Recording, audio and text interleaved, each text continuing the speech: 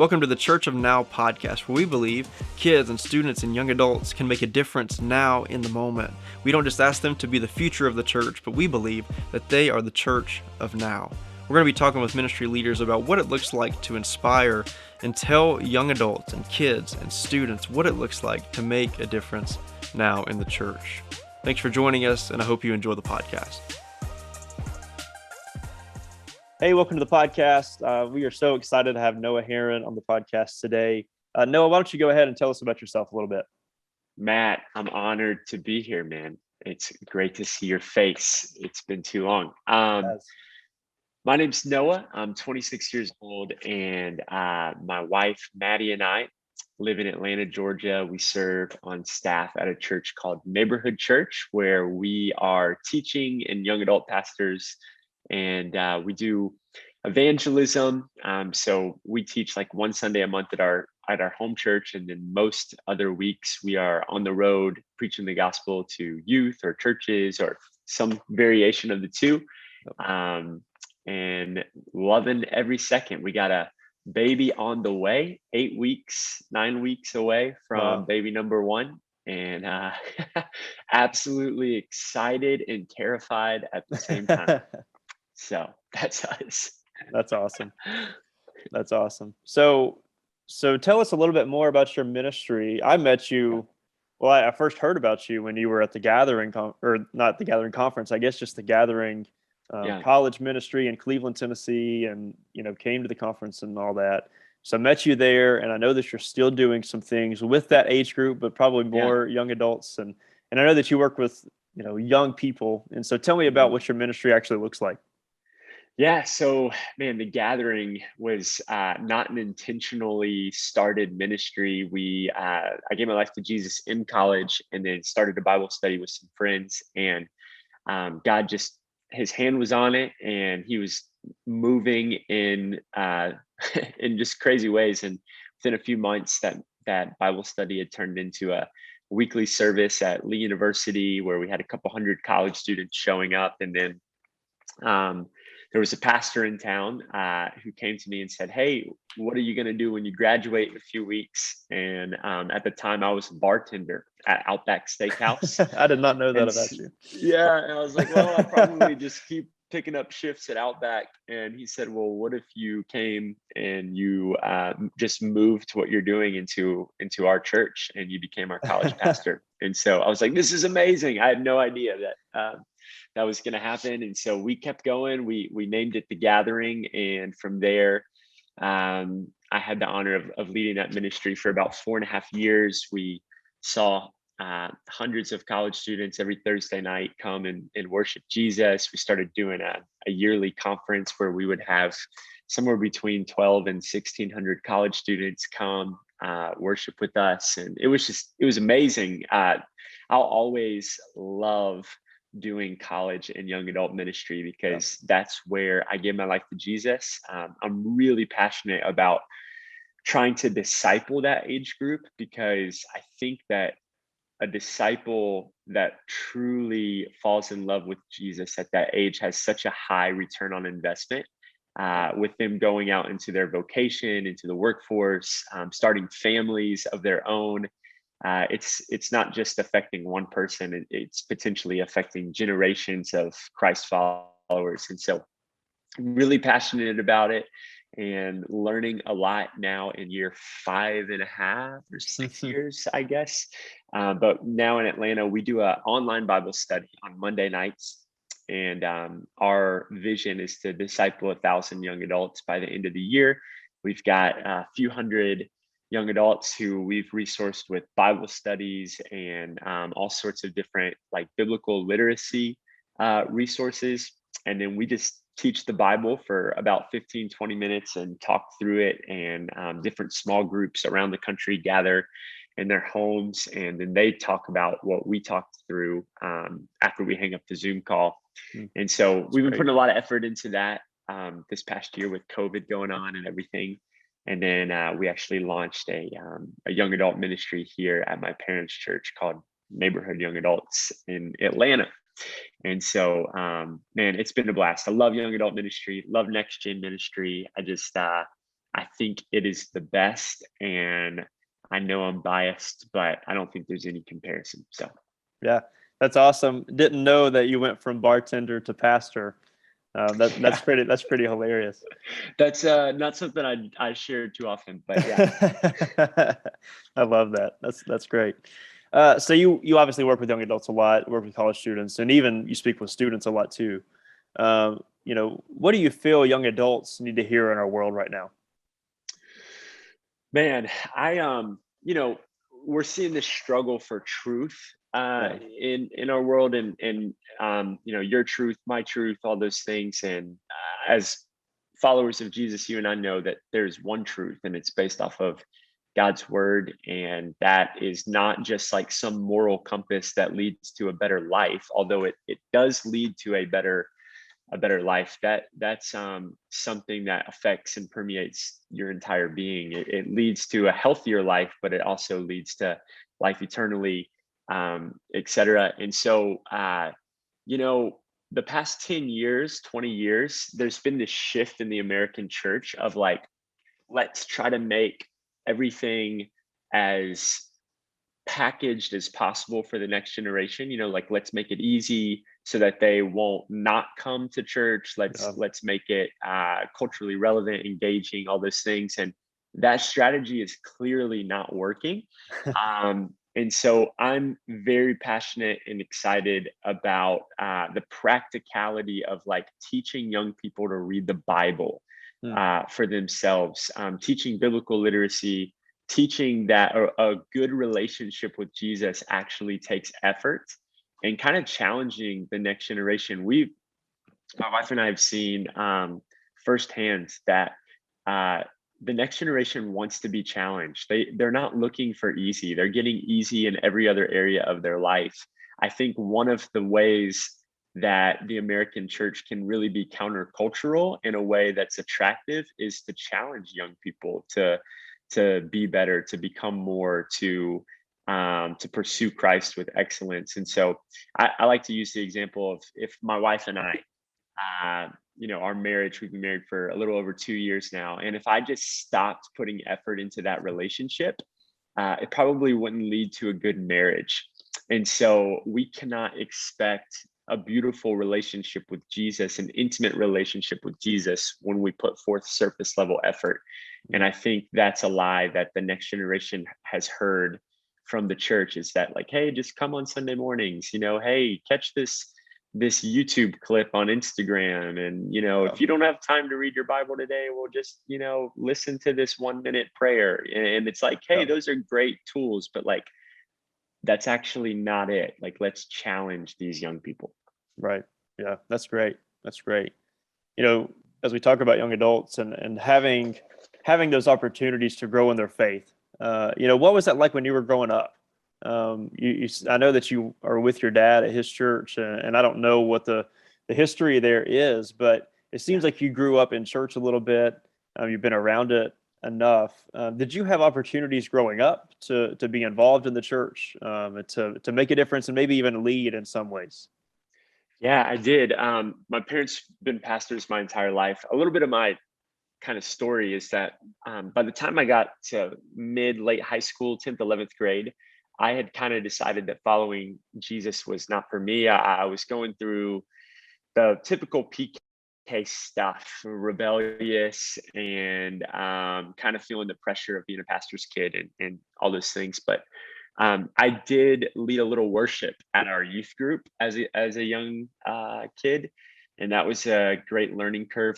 One of the biggest blessings of my life was growing up in church, and I didn't see it at the time. I kind of resented it, but it helped establish rhythms and even biblical knowledge that I really wasn't doing much with. But then when I gave my life to Jesus, I feel like I had a lot to lean back on from my earlier years that I took for granted in the moment, but I was very thankful for later on. My parents are amazing, amazing parents and leaders. And one of the things I'm so thankful for was they let me fail They let me figure out that there was a way not to do life, and they didn't try to overcompensate. I really feel like the rebellious part of me would have just ran even further away from Jesus had they have done that.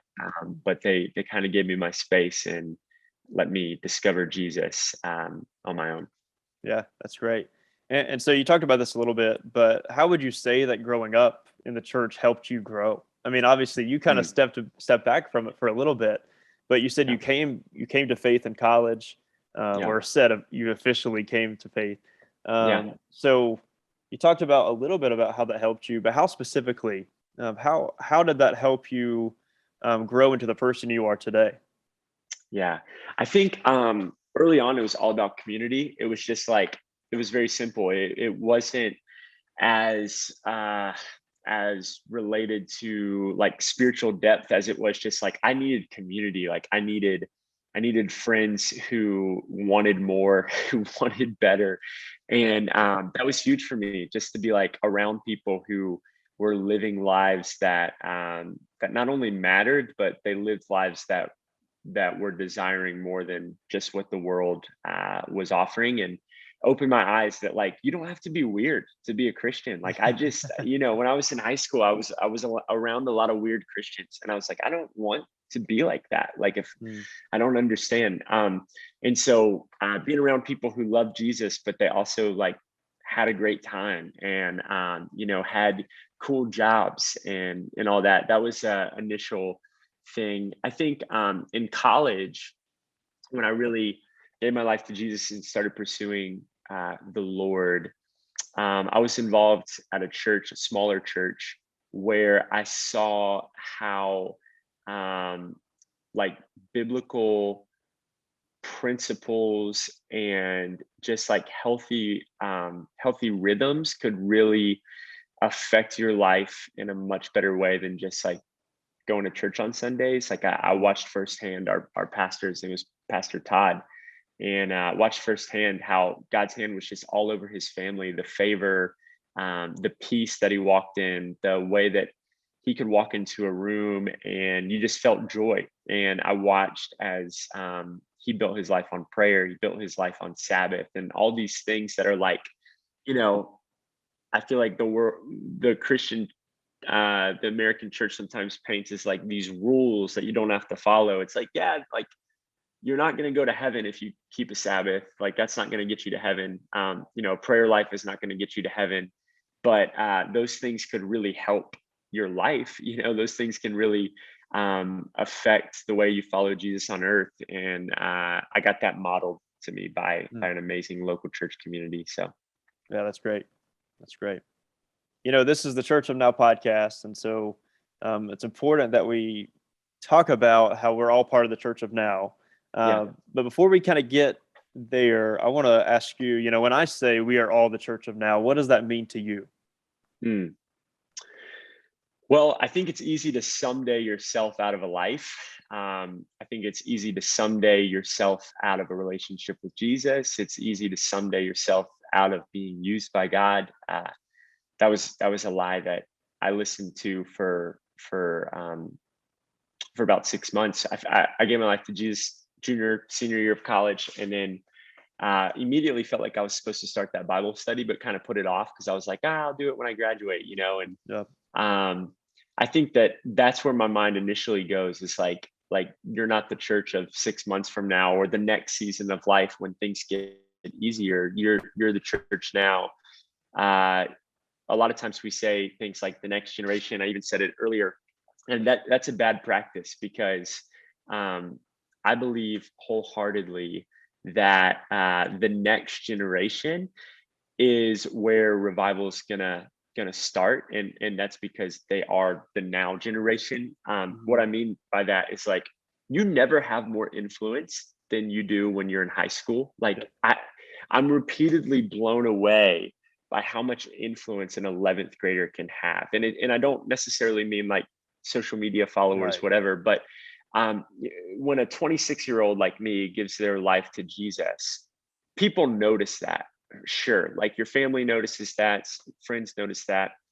But when a 16-year-old gives their life to Jesus and just becomes on fire for what God is doing, it affects everyone.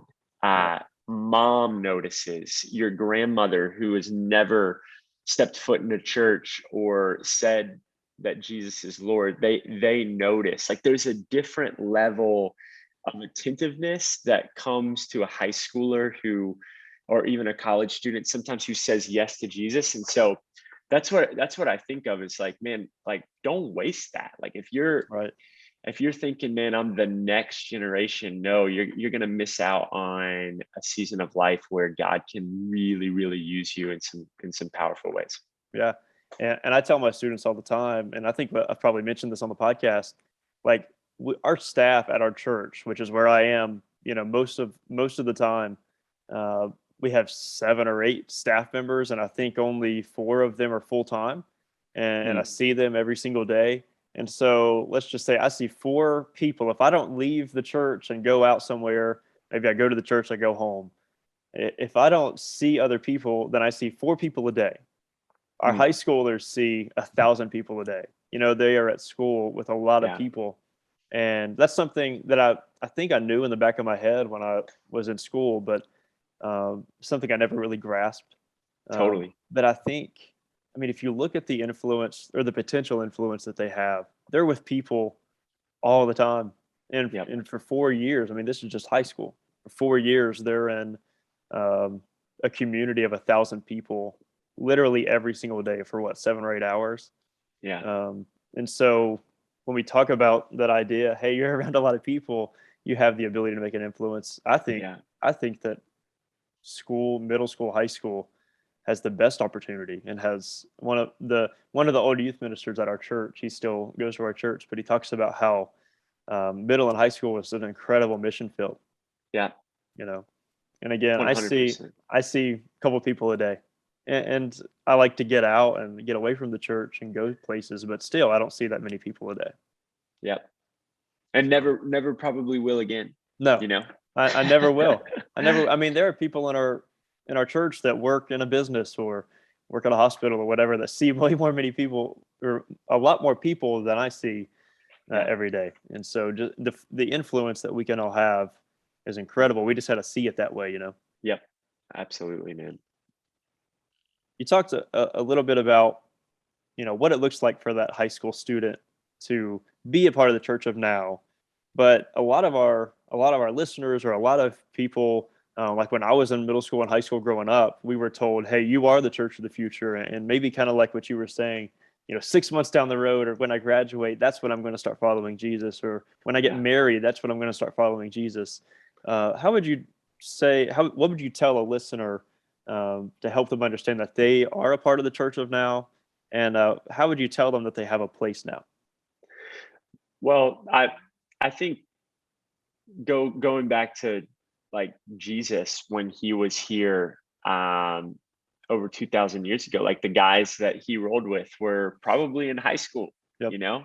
It's pretty wild. And so if you're listening and you're out of high school, I'm assuming that there's a lot of young adults that listen to this, uh that you're definitely like the church of now. Like to me, the people who should be struggling or maybe thinking like they aren't the church of now would be those middle school and high schoolers, which again, like that's not, they are the church of now too.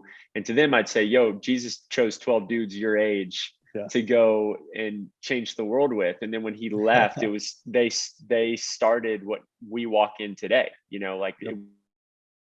it was them at 19, 18 years old. And so if you need any more proof than that, I don't know what we're talking about, but I really do believe like um, the difference between the people that we as followers of Jesus look up to today, and we're like, man, I wish God would use me the way that He uses them, etc. The difference between that person and someone maybe listening to this podcast going, I don't know if I'm the church of now, is they said yes and they showed up. That's it. That's the only difference. Yep. God might not use you to preach to thousands of people or lead a worship tour or something like that, but He 100% wants to use you in that hospital wing that you talked about. He 100% wants to Yeah. use you at the gym. He 100% wants to use you, and that's just as important. and it's just as urgent as any other calling. And so it's just a matter of showing up and saying yes. Yep. And so how do we help like every single generation? I believe there's 5 in the church right now. How do we help every single generation understand this idea, right? Like usually, and we talk about this a little bit on the podcast. Usually it's we think that younger people say that they are the church of the future. That's what people tell them. But as we've had conversations, we've also realized, well, older generations have been told they're the church of the past. And so how do we Mm. find ways to do the intergener I can never say this, the gener Generational. generational. I messed that up 2 podcasts ago too. So I just can't say it. But how do we make that happen? You know, how do we help all generations know that we're a part of the church of now? Yeah, man, that's a great question. I think something that I look up to about, or I look up to in many of my mentors and just kind of like spiritual dads, is their willingness to sacrifice for the next generation. So um, I I think the older generation, the people who buy into the idea that their legacy is not what they leave behind, it's who they leave behind, we see them being much more willing and much more excited about pouring into the younger generation and being a part of what the younger generation is doing. And there are plenty of those people. There's plenty of those people who they're in more of a discouraged state. But I've also found that the ones who are around the younger generation the most tend to be the most encouraged because they are actively a part of leaving behind someone who's going to take the torch. I think the younger generation, we've got all the passion in the world, we've got all the excitement in the world, but where we lack is being good listeners, being willing to not only not only listen to the older generation, but seek out the older generation. You know, there's so many young people. I get this question all the time. They're like, hey, will you mentor me, or will you teach me how to find a mentor? And I'm like, yo, your local church probably has tons of them. And they're like, oh no, we don't, because they're looking for somebody on social media or somebody that they keep up with to mentor them. The people who mentor me, no one knows about them. They go to our church. Yep. They've been husbands for 40 years. They've been parents for 20 years. They've been faithful. Like we have to be willing to seek out those people, the people who are finishing well, and going to them and being like, yo, we value you. I want to finish the way that you do. And stop waiting for someone to come to us and say, hey, here's how you do it. No, you go seek them. Like Yep. I'm reminded of the story of Elisha and Elijah. Like Elijah didn't stop for Elisha. Elisha had to run him down. Like that should be our posture as the younger generations, is like, we're going to run down mentors. We're going to run down people that can disciple us. Yep. That's great. So I want to ask this question. What is your best or your funniest ministry story? Oh gosh. Um, Here's one recent. I was preaching at an amazing church in Missouri, and I got real excited, and I wasn't really paying attention to where I was on stage, and I did not fall off the stage, but I had one of those like roadrunner moments Yeah. in the middle of like the climax of my message, and it wasn't just for like a second. Like I was like going like this for like 4 or 5 seconds. Um, and so it wasn't funny in the moment, but I can laugh about it now. That was pretty good. I don't have like too many like crazy ministry stories, but as far as funny things happening, but that was more recent. That's hilarious. And you said it may not have been funny in the moment, but I can guarantee that all those kids or whoever you're speaking to are probably still talking about it, Yeah, that's pretty yeah. funny. At least I didn't fall. Maybe if I had fallen, it would have made the sermon more memorable. Maybe I should start doing that. Yeah, yeah. Maybe do that every time. That's funny. Hey, one more thing that you have for our listeners. What if you had one more Yeah. thing to tell them? What would it be? Ah, I just something that I'm this is just something I'm trying to be better at. I'm trying to be better and fall more in love with the presence of God. Mm. Like really enjoying God, not the things that I do for God, not the things that I dream about for God, but but desiring and enjoying God. And yeah, I think that the more you enjoy God, I think the more you experience God, and I think the more you experience God, the more God can use you.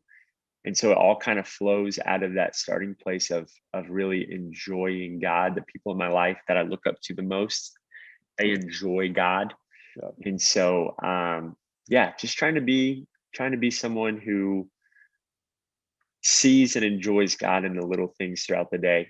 Not just in the big moments where I'm like, oh, that was God, but like, hey, like I'm enjoying God this morning. I'm enjoying God 2 minutes in between this thing and that thing. I'm enjoying God on the walk.